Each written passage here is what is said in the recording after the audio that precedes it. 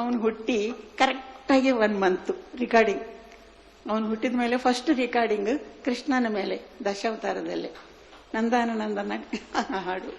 ಅದು ಒಂದು ಸೆಂಟಿಮೆಂಟ್ ಆಗಿ ನನಗೆ ಏನೋ ಆ ಕೃಷ್ಣ ಅವನೇ ಹುಟ್ಟಿದ ಅಂತ ಒಂದು ಇದೆ. ನಮ್ಮವ್ರ ಹೆಸರು ರಾಮ್ ಪ್ರಸಾದ್, ರಘುಪತಿ ರಾಘವ.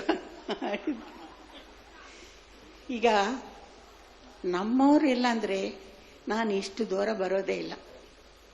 ಅವರೇ ನನ್ನನ್ನು ಇಷ್ಟು ದೂರಕ್ಕೆ ತಗೊಂಡು ಬಂದಿದ್ದು.